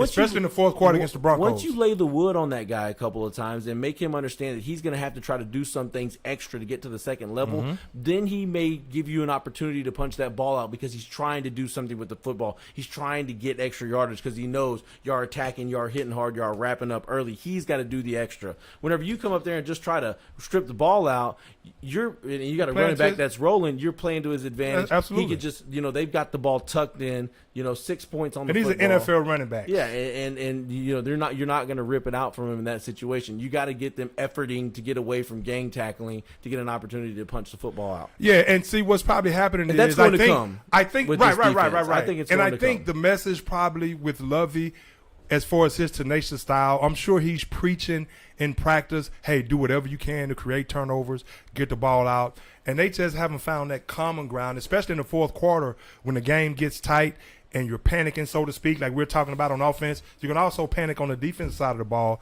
and that's what happens when you get away from your fundamentals in situations like that. So as the games progress, obviously you definitely want to shore up your tackling and make that more of a sure thing, because you can't, like Denver in the fourth quarter, you can't give up these big runs play after play after play after you've been very stout for most of the game. So you have to stay focused and you have to do what you know gives yourself the best chance. It's important to note, though, that those drives where the Texans are getting gashed by the run were directly right after Texans 3-and-outs or turnovers. True. So, they the probably defense lost some is not confidence off the as field for very long. Yeah, the Texans aren't taking any time off the clock. And it's just not a recipe for success. Not at all. Now, who did the Texans have this week? They're going to play the Bears. The Bears? Oh, the man. Bears. The Bears. And not to talk too much about the Bears right now, but as Denny Green once said, they are who we thought they were. Hey, but Green Bay did not let him off the hook. The Bears look terrible. I mean, you're letting now. Of course, Eberflus, he's probably going to change. And trust me, I don't want to spend too much. You can say whatever you want in regards to this. I don't want to spend too much time on the Bears, the Chicago Bears again. But of course, I'm a Justin Fields fan, and I'm sure you want him to succeed as well. But you're letting him throw the ball 11 times. I mean. I just hope he stays healthy this season and they can get some more talent around him, some more players, some more, maybe a better scheme, and you open it up more, but you have to get the line. I mean, it's just so much the Bears have to do. But Green Bay got off the schneid against them last week, so Aaron Rodgers is off the schneid, even without a passing game. You see that running game looking very stellar right now with Aaron Jones and A.J. Dillon. But the Texans, man, I mean, the Texans are a team, again, I like watching them because it's one part of me, Eddie, when I watch them, it's like, damn, I want them to win. Obviously, you want to win. You want them to win. You want Lovey to win. But I don't think it's a situation where if Lovey Smith, if he has a terrible season and they get the first pick, I don't think it's a situation where he's ousted as head coach. So I think his job is secure right now. I like the foundation of what he's doing with the team, the players that he's brought in or that they've brought in, the young players, Stingley. Even though Stingley got a rude awakening to the NFL by Cortland Sutherland last weekend, for the most part. I mean, there were some plays but that's going to happen in the NFL. I mean, you're going to get beat as a defensive back. Again, the wide receiver knows where he's going. The defensive back doesn't. So, and this is the NFL. All you need to be considered open in the NFL is like, Eddie, from me to you. That's considered open in the NFL. So Derek Stingley, he's going to be a great corner. Of course, Jalen Petrie. But so I like what Lovie Smith, I like the way he has them playing, again, the fourth quarter. And he didn't really want to throw his quarterback under the bus because he knows that he's going to need him. Yeah, they may be able to draft C.J. Stroud or Bryce Young or Anthony Richardson or whoever. I mean, I like that quarterback from Auburn too, man. 6'7", he can ball. But, of course, he didn't want to throw the quarterback under the bus right now because you want to keep that confidence. You want to be able to instill that confidence. It's only game 2. Again, you know where you are in the division. You know how your defense can play. So he's seen these first 2 games pretty much slip away. I mean, the Texans can easily be 2-0 right now. So I think he's trying to keep his quarterback because that's all he has right now. I mean, you're not going to go out and acquire anyone. You see Jimmy Garoppolo, now he's playing in San Francisco. Because the unfortunate injury of Trey Lance, hope he recovers very soon. But I think what Lovie Smith wants to do right now is pretty much assess the situation, get everyone to continue to elevate their roles on both sides of the ball, wide receivers included. And I think he's going to continuously be in Davis Mills' ear in some of the things that we're saying, that you're saying and that I'm saying about him pulling the trigger and about him being more stout in the pocket after he gets hit and continue to keep his head in the game and not get flustered, so to speak, because he's not noted for being that type of quarterback. I think he's going to continue to hone in with that on Davis Mills and hopefully that helps the team garner some wins, and then he'll see what happens after the season. And then they'll assess the situation, the quarterback after the season. I'll say this too. Look, Davis Mills, he is just a third-round pick. Now, a lot gets made about how maybe he would have been the first guy taken if he had come out, a year later or a year earlier, yada, yada, yada. I don't care. He's a third-round pick. So true that. It's not like he's a first-round pick. If the Texans feel like this guy isn't the guy, then you just move on from this guy and you go and you draft the guy. Look, absolutely. Even at 15, if you can get Anthony Richardson, if you see. If this version of Davis Mills, you don't want to give up on a guy too soon. I know it's early in the season, but if this version of Davis Mills is the new Davis Mills, if he's consistently going to sort of crumble and become small in these big moments, then I think you just got to move on for him. Success, huh? I would take him out. I would bench him. I would play Jeff Driscoll, who's a guy who has nothing to lose, he'll go out there, he'll throw the ball downfield, he'll stay in there, he'll take the hits, he'll get right back up, keep the defense and honest take with his another one. legs. He knows his NFL career depends on it. He's one of those guys that it could end for him any season. And he showed flashes of being able to work in this offense, and they have a package for him already. You'd like to see him throw the football more out of that package. But it's not just Driscoll and Mills. I need to see more out of Pep Hamilton too. I need to see more, creativity out of this offense, more creativity in the run game. I need to see more from Pep Hamilton before I'm sold on the fact that, he That he's may the guy be moving forward. a guy. Yeah, because right now, with what I've seen out of this offense so far, I'm like, call Josh McCown.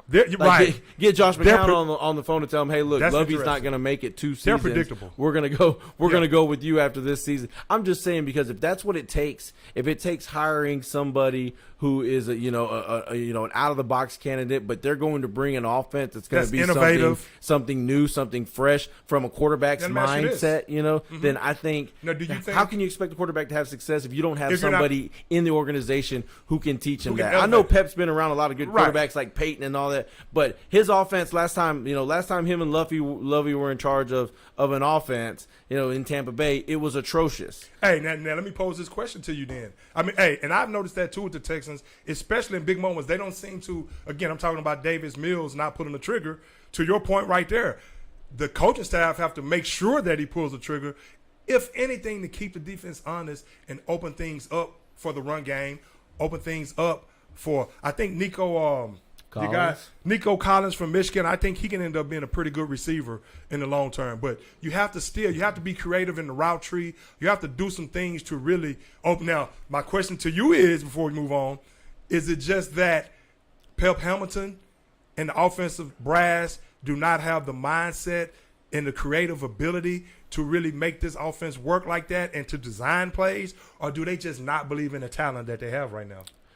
I think that right now they're kind of stuck in a place where they really wish this offensive line would find some form of, cohesiveness. Justin Britt stepping away from the team for personal reasons. News comes down today. Yeah, I he's saw going that to today. miss at I least heard that today. 4 weeks. So, there's going to be Questenberry, I believe, is going to be moving in at center. You want Kenyon Green, to get to the point where he could be your full-time starter out there for every play, the dominant force that you drafted him to be. Mm-hmm. You combine the fact that those two things are shaky. Laramie's playing well. Titus Howard, I'm still seeing question marks from Titus Howard. He's still having trouble. He's still struggling, even though he's supposed to be at home where he's at right tackle. With all that going on, combined with the fact that right now Davis Mills hadn't shown you to be that type of guy that has that he can put you on his back. That improvising gene, to where he can make plays, in a pickle. He's more of an on schedule guy, right? Drop back and let it go. And when the ball's he's not going to get off script, good things aren't happening. Like when he's leaving the pocket, because he's flushed out of the pocket. I'm not talking about on a rollout. When he's leaving the pocket like that, good things aren't happening because he's not. That's not his mindset. Doesn't have him in the. He's not playing well. No, go ahead. No, I'm saying the way when he's in that sort of don't throw an interception, don't fumble, don't get sacked mindset. He's always going to go try to force it to the nearest guy. We saw him almost throw a pick on Sunday, trying to force it to the nearest guy in the out on the sidelines. When really all you had to do was just throw it away. Right. But the tunnel vision that you get when you play panicky, is one thing that it's got me really concerned about the future of Davis Mills and his future as quarterback of the Houston Texans. Well, the thing about that too as well. And I think the other players, if I just had to really guess how they're thinking right now and really speculate how they're probably thinking, I think what's happening is right now too, I think they're learning. I think they all probably like Davis Mills, but of course these guys want to win, and I think they think Davis Mills may be a good quarterback, but I think they're realizing that he's not that guy that's going to put a team on his back and take chances like I talked about earlier, take chances and really just be that dog out there and do some things that the great quarterbacks do. He just doesn't seem to come across as that guy right now. And Eddie, what it does as well, as far as what it does, not only to the offense, when players see that in a team and what you've seen in the fourth quarters of these last 2 games as well, just overall with the Texans, it lowers the energy level of your team. If you have somebody at quarterback who, they don't even have to be a great quarterback, but just somebody, say Jeff Driscoll, just if he gets in there and he does things that's off script, he improvises, he uses his legs, what it does, it infuses energy and belief throughout your whole team that, okay, we have a quarterback that's willing to go out on a limb or that's willing to make some plays or that can make some plays, not only with his arm but with his legs, and it always gives us a chance because it gives us a two-way out. And I think with Davis Mills, it's like, the team as a whole right now don't feel like that they have that. Well, they know he's not going to make plays with his legs. That's where the problem lies. To me, it lies with Pep Hamilton because you have to, if you're the play caller and if you're the offensive coordinator in this situation where you're the top dog. If it was an Andy Reid situation where the head coach is an offensive minded guy, it'd be different. But no, Pep Hamilton is the guy who has to make this relationship with Davis Mills work and has to make his offense work with Davis Mills. These coaches, they give blind confidence to their guy. Even if in the back of their mind, they're like, man, this guy's probably going to crash and burn 1,000 times before he gets it right.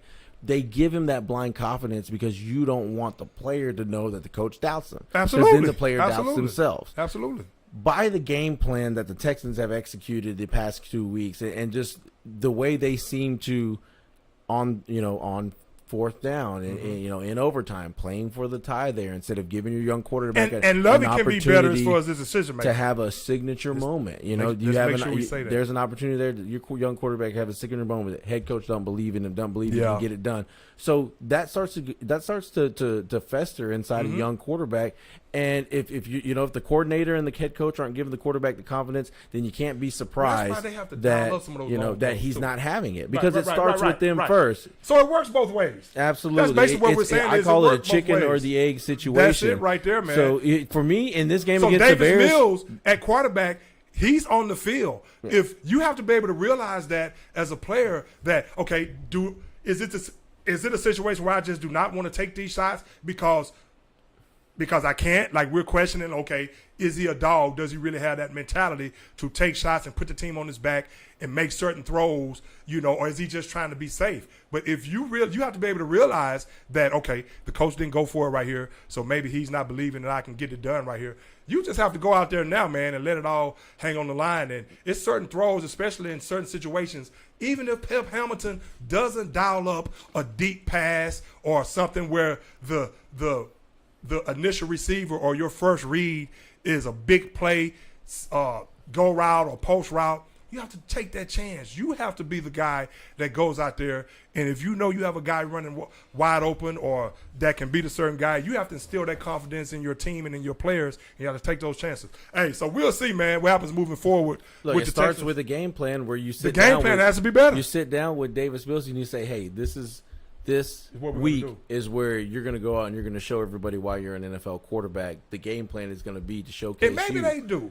I highly doubt it. But I'm just saying, this is what I would do. This is what I would do if I was Pep. I said, we're going to showcase you. We're going to go out there. We're going to try to drive the ball down the field to Nico Collins and Brandon Cooks and our big tight end, Farrell Brown. We're going to try to drive it down the field. And if we end up, after our first two possessions, with 2 interceptions, we're going to live with it. Because you know what? A damn punt and an interception trying to throw the ball down the field are damn near the same thing. But we'll live with that because we're going to see what our young quarterback has when we go out there and we tell him this is what we're going to do. You go out there and throw the ball downfield. Not go out there and protect it like it's an egg and it's going to crack if anybody else touches it. You know, you got to go out there and you got to play with some guts and with some reckless abandon. 100% agree. And here's what's going to happen, I think, after all the banter that we've talked, like everything that we've said, all the banter that's been going around since the Texans lost their second game in assessing the situation with Davis Mills and the offense. I think now, if Lovie Smith is a great coach and Pep Hamilton, if they haven't done that, they make sure they do that moving forward if they want this guy to succeed. They know what people are saying about that, hey, they don't have the big play capability and they can't do this and they're not willing to do this. So if they come out in the next game and it's the same thing as far as the scheme and being reluctant to take certain shots, whether it be from Davis Mills or the coaching staff, that's not going to bode well. So we'll see if they learn from these past 2 games and if they really know what to do to really give their team the best chance to succeed. Hey, a couple of quarterbacks coming into their second year going to go head up against each other. I think it could end up being a great matchup if both these coaches, defensive-minded head coaches, let their young quarterbacks let it loose. Yeah, I agree, man. Hey, real quick before we move on, I'm going to get Eddie's take on the Cowboys real quick. Great job by Kyler Murray. That was one of these comebacks that we spoke of. That's definitely one I wanted to – I'll tie into a couple things because there's a couple things from that whole scenario there at the end, the last series of plays that led to the Cardinals being able to win that game. For it. That I want to talk about. Well, first and foremost, I'm wondering Cliff Kingsbury.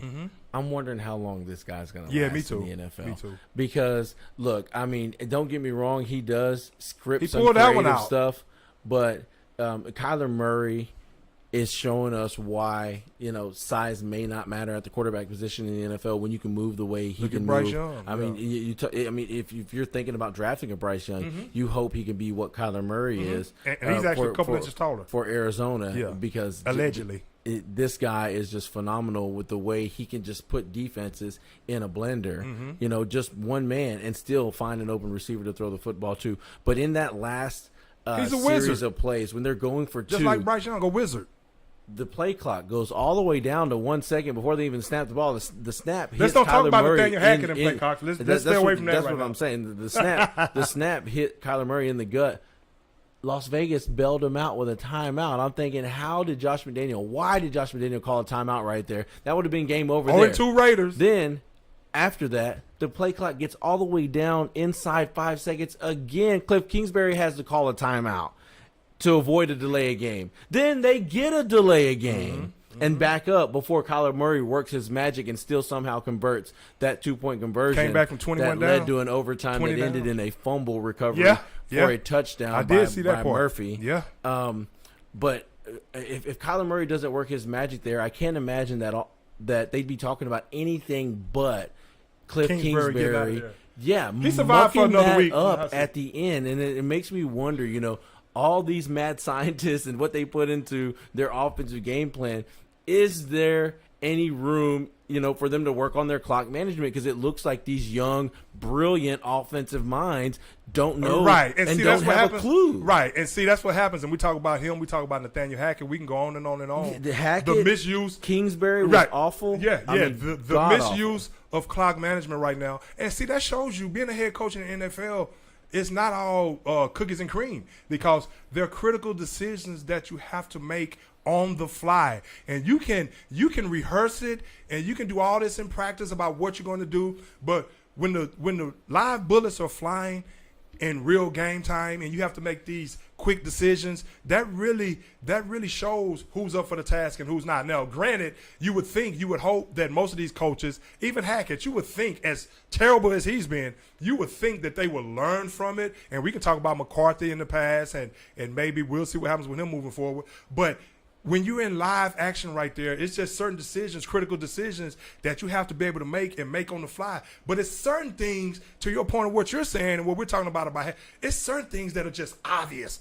A little league coach should be able to make that call, and it's just not happening. Now, as far as Kingsbury, he just couldn't figure out what the hell play he wanted to run. He's trying to get the play in. He's trying to do so much and think so much, and it's a lot going on. I think as far as Kingsbury, now they gave Kyler Murray all this money. Now, of course, Kingsbury, in Arizona's eyes, he's tailor-made.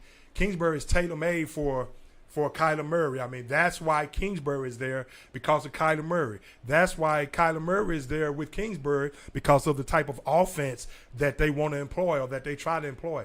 The thing with it, of course, we know they do not have DeAndre Hopkins at this point. He's definitely going to help. He's going to get in an outlet. But they have to get better. They have to get better, more style on defense. I think that Isaiah Simmons, I ain't going to call him a bust yet, but I'm just waiting for him to really, really shine and be that dominant defensive player that elevates the play of everyone else because of what he's doing out there on the field, and really take that Cardinals defense, help take that Cardinals defense to another level, because he's that talented. But he just seems like he's always out of position or something like that. Now, with Kyler Murray, and of course they have to get better during the latter part of the season. So Kingsbury has to do a better job in that regard. But now you have your hands tied. If you're going to get rid of Kingsbury, you're going to have to make sure you bring in a coach that's tailor-made or that has the mindset to get the best out of Kyler Murray. And at this point, they still think Kingsbury is that guy. I don't think he's as innovative as I thought he was. Now, a lot of that, maybe the offensive line breaks down or something like that. But you have to use Christian Kirk more. You have to use Rondale Moore more. You have to be more innovative in your route tree and realize the weapons that you have on your team and get them the football. And it seems like they're always out of sorts. They have no chemistry. The team has no chemistry. It's like they're just not connected on the string, it seems like, in Arizona. And that's a testament to the coach. So I think this win is going to go a long ways. And they do have, the veterans on that team that they need to lead and to pull them together. AJ Green, JJ Watt. Mm-hmm. I think they do have the right amount of veteran leadership, and they can be really good. I just worry about the style of play that they play and their ability. We've seen their ability to come back, but what about their ability to fend off or defend a lead? And we've seen it time and time again where these high-powered college schemes come to the NFL and they have success, but they can't win against a team like San Francisco who can run the football, or the Ravens of yesteryear. Right. So we'll see. That's just what worries me about Kingsbury. That clock management, and he really seemed like in crunch time he was holding back Kyler Murray from being great there. And if Kyler wasn't Murray just still who he overcame that. Yeah, that right. was unbelievable. That's a special talent. That That's was wizardry unbelievable. right there. You know how skeptical I was about there. Kyler Murray. Won me over 100%. Yeah. This guy is phenomenal. Well, that was one game for sure, and his talent has never now, let been me in ask you question. this. Sold on Okay. Cooper Rush, or should we be calling Nice transition Ryan right there, Eddie Cox. Fitzpatrick? Hey, you know what? Or What's Phillip interesting? Rivers. Now, I was in here last week, and I said it's over for the Cowboys. I said it's over. But I also said that I may come in here this week and be singing a different tune, but they would have to show me. And so what happened was, am I sold on Cooper Rush, holding it down until Dak comes back? Absolutely. After seeing what I saw, we saw last season what he did in that game one, but I kind of really got off of his ability or what he's capable of going into that game last week after what happened after that first game last season. But he can make the throw. You saw on the first possession, and kudos to the Cowboys for coming out and realizing that they're in a must-win situation, and no matter all the fodder and all the banter that everyone is throwing their way about how their season is over, including myself, kudos to them and Jerry Jones and Mike McCarthy and the staff for coming out there with the attitude, and Dan Quinn for coming out there with the attitude that, no, that was only one game, and we have a long season to go. I like the way they leaned on the defense. But real quick about Cooper Rush. First drive of the game, drove him down there, 75-yard drive, kept his composure, made the necessary throws. He's not beating himself as of now, and he has the athletic ability to go along with making the throws. The receivers got open. Noah Brown completed that touchdown catch to Noah Brown, former Ohio State Buckeye, who I'll be honest with you, didn't do nothing at Ohio State but block. I mean, he was noted as a great blocker, but the fact that he's still in the NFL right now playing for the Dallas Cowboys, it shows me that to my point I was making earlier, sometimes you can get to another level and your talent can really shine because you may just have that opportunity to show what you can do. And even though that's one game from Noah Brown and he's not this big play, take the top off a defense type receiver, for the fact that he's still around with the Cowboys after he did not have a stellar campaign with the Buckeyes. I mean, he was okay, but for him to still be around right now shows me that the Cowboys believe in what he can do as a possession receiver, what he can do as a leader. They like his composure out there on the field, and they trusted him in making plays, and that's what he was able to do. And he's a possession receiver who can also block, so he can be physical. But I think that was a nice revelation for the Cowboys. If you can continue to incorporate Noah Brown and use him the way he really should be used as a possession receiver and keeping the chains moving. And nice job by CeeDee Lamb catching a crucial third down play to keep that drive alive at the end of the game that enabled the Cowboys and their kicker to Mayer to actually connect on that 50-yard field goal. I think 6 plays, 33-yard drive after I thought when Cincinnati had a chance to really win that game. But Pollard, they got him the football. Now you see what he can do. Well, you know what he can do. We've always known what he could do. But Pollard, they got him the football. So now you see the big play explosion to go along with the pounding of Zeke Elliott. And what that does to a defense when you have a situation like that where you're committing to a run game, and not so much committing to a run game with Pollard, but just getting him the football out of the backfield, doing whatever you need to do. So you have that 1-2 punch, and what it does, it keeps the defense on their heels. It keeps the defense on their heels. If you look at the Vikings last night, where Dalvin Cook, they just bottled him up because they know he's their only weapon, and you take him away, you got a good chance. And, of course, Justin Jefferson. But with Zeke Elliott, you pound the football, you be physical, you wear the defense down in that regard. You get to him thinking, okay, we're going to have to be physical. Then You give them some herky-jerky type stuff with Pollard, then they're on their heels because, okay, well, we can't give up this and can't give up that. So I like the way the Cowboys mixed it up. I like the way the defense more than anything. Of course, the offensive line for Cincinnati, that was supposed to be something that was rebuilt with Lyle Collins and these guys. But obviously Joe Burrow is still under tremendous duress. And a lot of that has to do with Joe Burrow too. A lot of that, some of his decision making can be better. Sometimes he can, to your point about Davis Mills, Justin Burrow, that's what the Cowboys made him do. They made him start thinking, and that's what the Bengals have to be cognizant of. They made him start thinking more about the pass rush more than looking downfield to those great receivers. Now, they tied it up at one point, and it looked like the Cowboys are going to blow it. But again, Cooper Rush on that next drive made plays. But throughout the game, now, this is why I'm singing a different tune right now.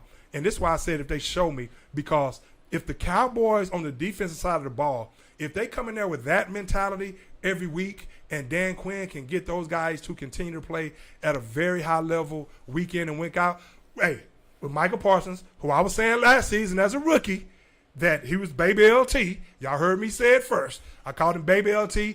His, first, second game, I said he has a chance to be the next LT right there. And another 2 sacks, but he elevates the whole energy of that team. But the defense said, okay, while Dak Prescott is out, we're going to show up and cause havoc and wreak havoc. If the defense continues to play like that with that type of energy, that's going to – I like the moxie and the swagger of Cooper Rush a lot. So I think until Dak gets back, if the defense can hold, playing the Giants this week, the 2-0 Giants, Saquon is back into the fold, looking very well, and we're going to see if the Giants are for real. And we're going to see what the Cowboys are made of going to New York. But play that stellar defense like that, the Cowboys have a chance in this upcoming game as well. Well, they should have a chance against the Giants, even though Brian Daboll has changed things around over there, and he has things looking on the up and up. Saquon looking back like Saquon, and Daniel Jones looking like maybe he's a first-round pick after all. We'll see if he can do, if Daboll can do for him what he did for Josh Allen and basically turn him into a phenom. Now, to talk about the Cowboys and Cooper Rush, what the Cowboys did with Cooper Rush is exactly what the Texans didn't do with Davis Mills. Just what we were talking about, instilling the confidence. The owner goes on, national television, live television, and says, hey, I feel good about Cooper Rush. We're sticking with Cooper Rush. Absolutely. I'm sure he went on his radio show on the radio and said the same thing, and the coaches are all conveying that to Cooper, and then they go out there and they're not afraid to let him throw the football when they need to throw the football, and even to try to don't tease me, Cowboys. Don't tease me. Even to try to attack. Now I will simmer down a little bit. He played well. He got them in a position to win. Let's face it. This is a Bengals team right now. This is not going to be the Bengals team you're going to see week 10, week 11, you week 12. Think not. They're reeling right now. They're having trouble That's why getting I say going. Things are going to sort themselves out. I guarantee you, with the type of talent they have, just between Burrow and Chase, they're going to be just fine. But right now, they are not the Bengals that they were even last year. But I would just be weary with Cooper Rush. Once teams start to figure out what you do well and you understand, what y'all do well, can you do it well enough to do it better than what they do? And that's what the NFL breaks down to. Everybody has what they do good. Oh, they're a good blitzing team. They're a good zone team. They're a good man team. Can you go and do what you do, which they already know what you do? Can you do it better than what they do? Right. And it makes me wonder if Cooper Rush gives the Cowboys the ability to do that. We've seen them steal one right here against Cincinnati. We'll be looking forward against the Giants. I'm picking the Giants in this game only because of obviously no Dak Prescott, but they seem to be on the up and up. Where right now I'm curious to see how the Cowboys handle this balanced attack that the Giants are now implementing with a stud, now resurgent Saquon Barkley. Right, and I'm going to pick the Cowboys. I'm going to pick the Cowboys to go into New York and get that victory because I think the momentum from the defense is going to carry over, and I think they're going to cause all kinds of problems for Daniel Jones. I think they're going to key in on Barkley. Of course, Daniel Jones, they're going to make him make some plays with his arm and make some of those receivers actually beat them and garner some big plays. So I think the defense is going to be flying around. I think the offense, I think they're going to keep a steady diet of the run game with Zeke and Pollard. And Cooper Rush, I think he's going to be effective enough to where as long as he doesn't turn the ball over, and I know that's easier said than done, but as long as they don't rein him in too much, but at the same time, he just makes sure you have to have the threat that they're going to take chances in the passing game. That's the only way that the running game gets going. If they really believe that you're taking chances in the passing game. And here's what I say about that too. And that's why I always dropping them back 31 times shows that we're not afraid to attack with them. That's true. That's true. And again, and that's why I'll say, even if you don't throw have it 31 the weapons times, right now, what they do? Run it 26, 27 times, something like that. So they try to be balanced. So, hey, we'll see what happens with the Cowboys and Cooper Rush, but you definitely want to try to establish that run, and you definitely want to try to keep Barkley off the field. Because one thing about Saquon Barkley and the Giants, and you can have him bottled up. He reminds me of Barry Sanders. And that's why I say when he's healthy, he's probably the guy. He's the guy that I would take as if I had to choose a running back, a healthy running back right now. It would be Saquon Barkley, because he's the type of guy that you can have bottled up. Say it may be a 10-7 game in the fourth quarter. Cowboys, they've been utilizing the clock. CD has been making some plays. Cooper Rush has been protecting the ball, got on some scrambles, made some plays with his legs.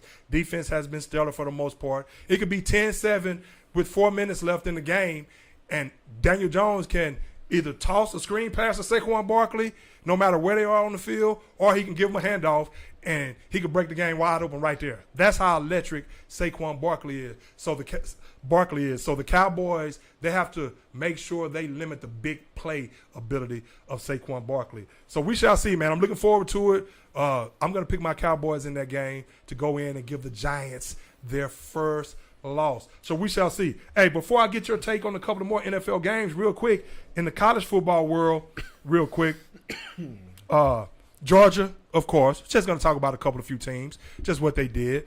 And then we can look ahead to some games or talk about any other games from this past weekend. It's up to you before we get out of here. But Georgia, 48-7 over South Carolina. What a disappointment South Carolina was. I was hoping, and it's not necessarily that I know my Buckeyes. First of all, they have to take care of their business. They have to continue to win, beat a team like Michigan.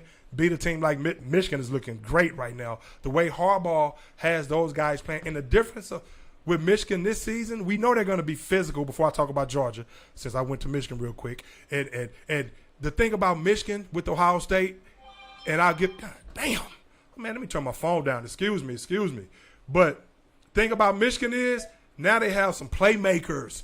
That's what I noticed about Michigan more than anything. They scored 50 points in their first few games, 50 points. So you know what they're doing on the offensive side of the ball. You know they're going to be physical.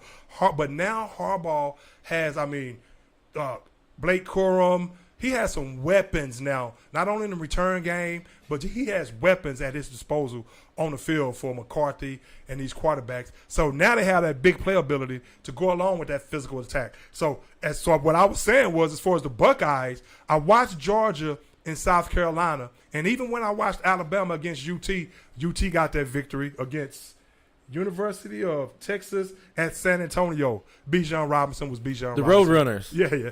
Bijan was Bijan, of course. Special talent right there. We'll see if they can hold it down till Quinn Ewers gets back. But the Georgia Bulldogs. Hey, and that's a good program too, UTSA. That's an up-and-coming program. They're recruiting guys. They're starting to give some pretty good teams a lot of trouble in the games. They're not a pushover team at all. Don't be surprised if Jeff Traylor, their head coach, has them on the scene and all of a sudden playing in some big games and beating some big opponents. That's what's up, man. Some Power 5 opponents. I mean, they're playing surprisingly good football. He's taking it from like an App State, coaching high school football in this state to coaching college football in this state, and he's got UTSA on the right track. That's what's up right there. So UT got that victory.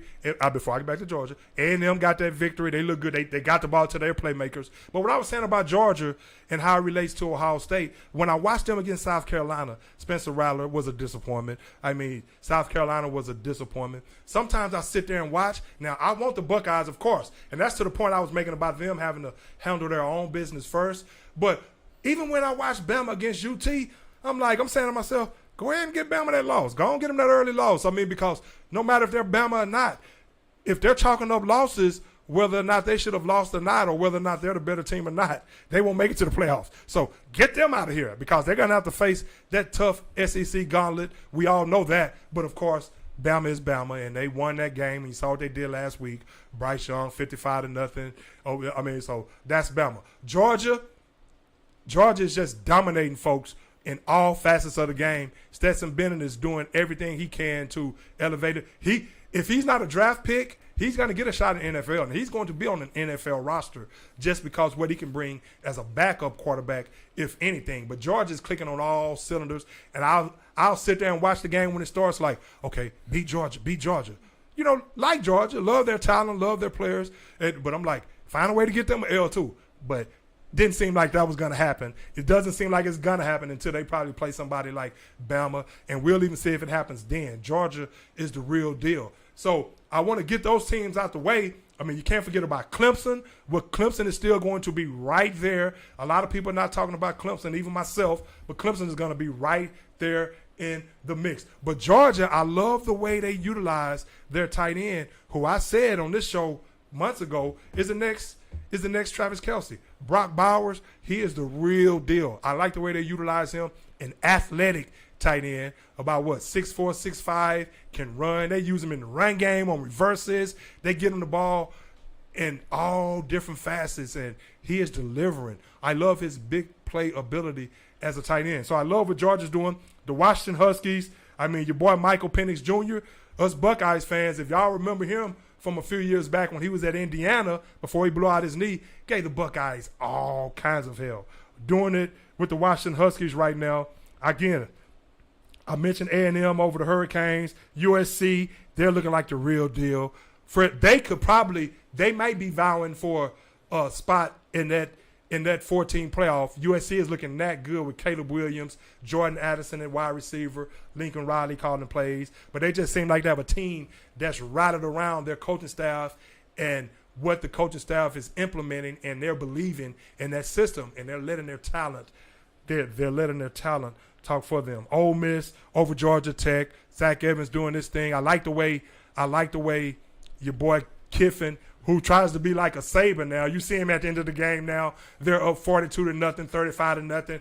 He's walking around there like Saban. He's still mad, and he's, I get it. Hey, you learn from the best. Do what you have to do, but they haven't played anybody yet. I mean, Ole Miss, it's cute right now what they're doing, and I still think I love what Kiffin is doing with Ole Miss. He's a great recruiter, and I love what they're doing.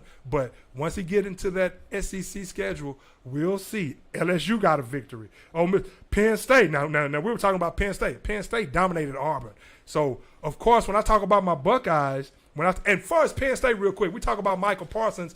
They have another guy, number 11 right now, that to watch out for.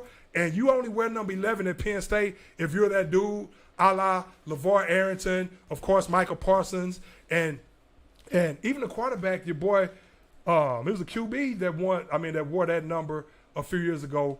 That was pretty good. But really, if you get number 11, you're the real deal. But the guy for Penn State, linebacker Abdul Carter, true freshman, number 11, he's the next Michael Parsons. You heard it here first. He's that special. But you saw what they did to Auburn. So Ohio State over Toledo, 77-21. I watched that entire game, of course. Toledo. Oh, yeah. Hey, Toledo, great quarterback. I mean, I love their quarterback. And that's what was good with Ohio State in that game. Their quarterback, the quarterback for Toledo, this guy's name right here is DeQuan Finn. He's the real deal. You're talking about explosive, make you miss. So the Buckeyes, they had their hands full with him, but that's pretty much all they had to offer was DeQuan Finn. But I like the fact that they got a good test out the way with a very mobile quarterback, because that usually gives the Buckeyes, it usually gives most colleges hell, when you have a very athletic quarterback who can move around with his feet and he can throw the ball. And that's what DeQuan Finn now. The score doesn't indicate that, 77-21, because Ryan Day, we know it again, Marvin Harrison Jr. living up to the billing. Going to be an All-American this year. You're getting Jackson Smith and Jigba, who's an All-American. He's getting back into the fold. But C.J. Stroud and those guys, you have a true freshman at running back. A true freshman, Eddie, a true freshman at running back in Dallin Hayden, number 5. Now, Travion Henderson, we all know, preseason All-American. I love the guy.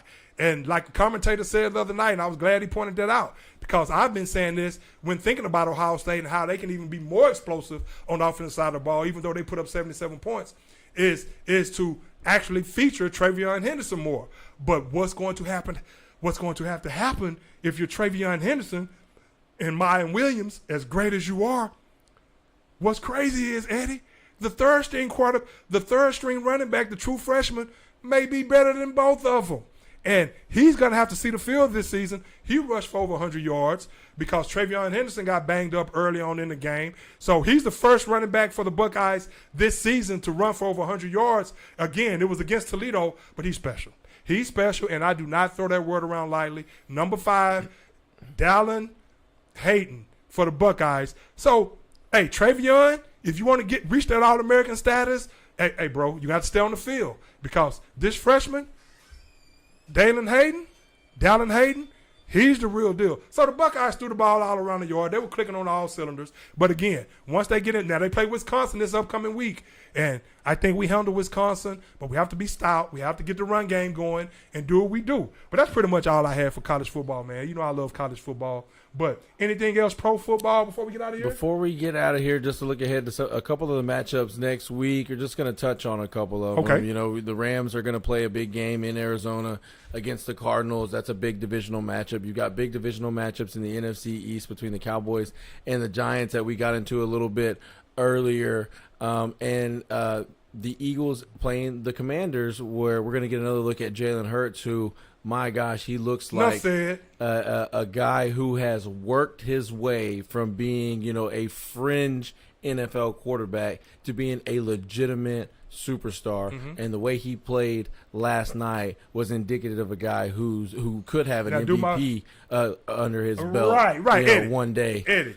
Thanks for throwing me that alley-oop right way there. Too early Coach of the Year candidate, Nick Sirianni. This guy's looking like a very underrated hire. I know a lot of people are like, Nick who when they hired him. Right. This guy, he's one of those guys where that you hire them. It's like a Sean McVay where they take your program to the next level because they coach and play football, you know, with a gutty type of way that people just are too afraid to play with. You know, they go out there and their teams end up embodying who they are and how they coach. Nick Sirianni, a very aggressive, you know, but also a very meticulous coach. And then you see Jalen Hurts. Now all of a sudden he's an aggressive yet meticulous quarterback. Absolutely. And it's just unbelievable to watch the growth right before your eyes. And see, thanks for throwing me that alley-oop because you saw how highly I spoke of Jalen Hurts Channel last View, week. Texas's own. Yes, sir. And I've always spoken highly of Jalen Hurts. And not that I didn't understand some of the, I'm not going to say vitriol, but some of the questions. I mean, because we all know that he definitely had to improve as a quarterback. But I always saw him as a franchise quarterback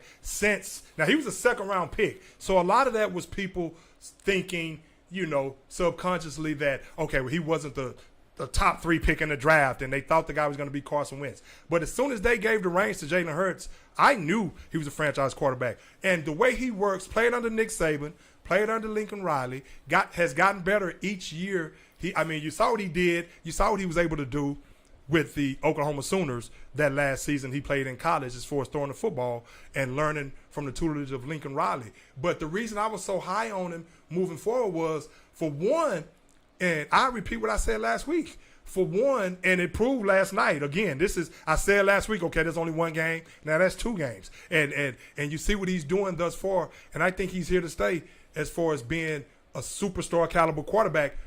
For one, I knew he was going to. I always knew his elevation as a quarterback year in and year out. I knew who he's played under. I know his leadership ability. I know his work ethic. And when I think about a quarterback, and when I really have these questions about a quarterback and what they can do, if I see that they have the mental side of things, where they have those traits where they can actually get their teammates to gravitate to them, and they can actually bring up the level of play of all their teammates, and their teammates believe in them and love playing for them and being around them and playing on the same team as them. He's always been one of those guys. You saw how he handled the situation at Bama after Tua came in and won a national championship. Always stayed level-headed, always said all the right things, always continued to work, even though he transferred to Oklahoma and got better. So his work ethic was never going to be a question. And the way I judge quarterbacks in a situation like that is okay, he already has the mental aspect of the game. We know he's going to be a student of the game. But if he was a quarterback where I didn't see, even though he could get better accuracy, and I did see that, especially in the playoff game last season.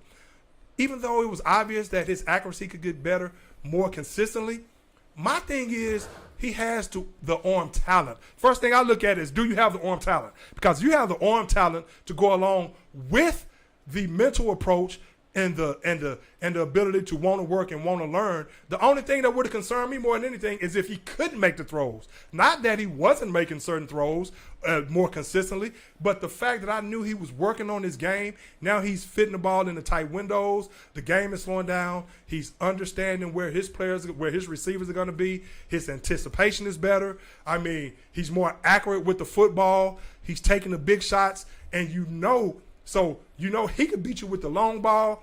He can beat you underneath. He can utilize all his weapons, and he can beat you with his legs. So to your point about Sirianni, man, I love what they're doing so far. I hate the fact that I want Jalen Hurts to be successful all the way up until they play the Cowboys. I was just about to say, I know being a Cowboys fan, you've got to be looking at the Eagles and seeing them, as good as they are right now with that defense playing the way it is. Darius Slay shutting down Justin Jefferson. Yes. He's the first player I've seen do Slay that is nice, man. Since Jefferson came into the league.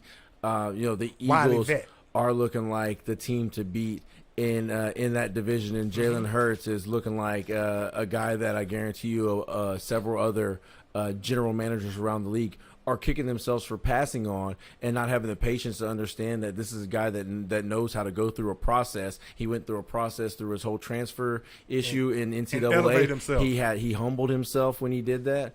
And no surprise that he gets to the NFL level, and amongst the men that he surrounded himself or they surrounded him with, he's able to grow. And these guys love seeing hard work put in, and then the results come on the field. They love playing for it. Not only it motivates teammates, it motivates Hurts, and then on top of that, real quick, you got to give a lot of credit to Howie Roseman to understanding the fact that nothing helps a young quarterback more than having a weapon so dangerous that the defense has to keep their eyes on him instead of having to keep them on the quarterback, and going after trading their first-round pick to the Titans and getting A.J. Brown and bringing that guy to town. That really is why – that's a big reason why – I'm not going to say the whole reason, but that is one of the main reasons why you're seeing Jalen Hurts really blossom the way he is now. Absolutely. I mean, he has the weaponry around him to go along with his talent and his maturity as a quarterback. But I agree, man. I like the belief that they've instilled in Jalen Hurts, because they've always believed that he always believes,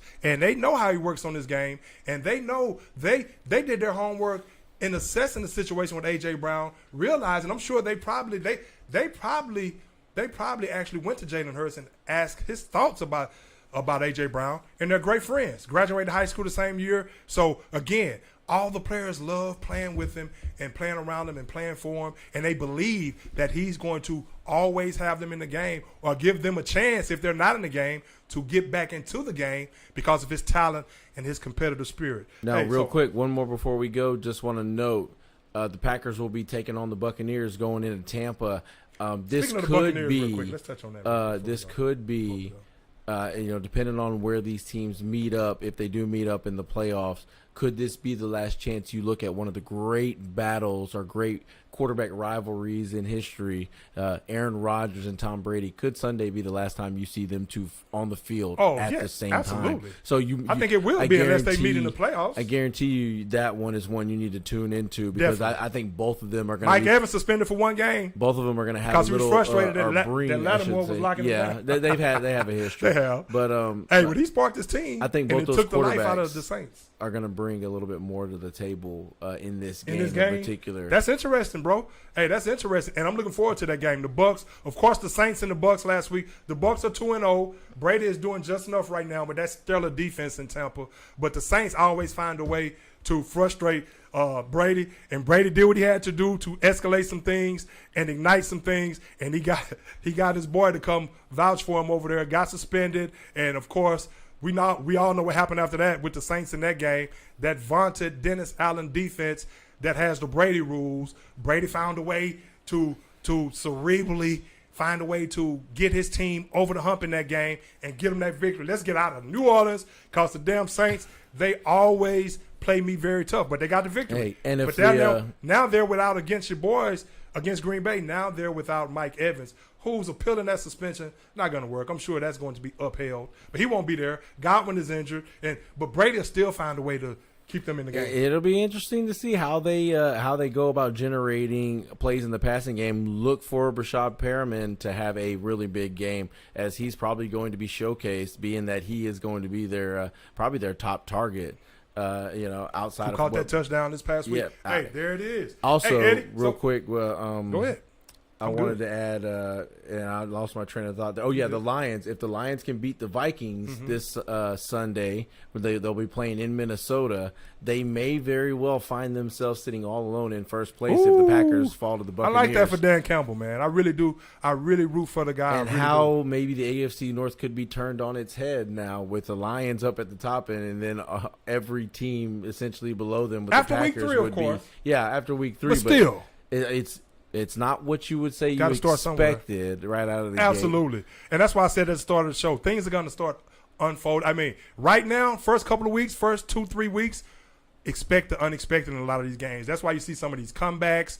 And so I think teams are settling in, and the true talent and the true identity of these teams will really push through, and the teams that's supposed to win will more than likely win most of these games. But this is the NFL. That's why they play the game. So anybody, what they say, any given Sunday. So, hey, Eddie, it's been fun. We didn't mention congrats to Jordan Alvarez, Air Jordan, for those 3 home runs that he hit last week. Reminded me of Reggie back in the day. Of course, Reggie did it in the World Series, though. But Jordan, beast, man, beast mode. Hey, the Astros, rolling. Rock is about to get rolling. NBA. The NBA is just about a month away from opening from the tip-off. I mean, October the 18th? So we'll start talking more NBA. I saw a pic of Kawhi Leonard earlier today. His thighs, they showed him working out, and they were highlighting. They're calling him Kawhi Leonard now, because of how hard he's been working. His thighs look like Earl Campbell, man. So, but we'll see if that knee holds up. We'll see what type of condition he's in with the Clippers, the new little Clippers with John Wall. They're going to be a team to be reckoned with. But I'm really looking forward to seeing the Rockets, man, with Jabari Smith and Jalen Green in this second season, who's going to be a superstar and all that. Hey, we'll be back. Cowboys, go get them this week. Buckeyes, go get them. Let's see some great football this upcoming week. Eddie, great job as always, bro. And you always know that I love you. God bless. Everybody stay tuned in. Next week, we're going to be back hitting you with some fire. Legends live and let live. Roof, roof, roof. Speaking of leg and thigh, 2-piece leg and thigh. 2-piece Tuesday. Don't miss it. I was going to get you a double whopper, man. And I'm out of here. Burger King right there.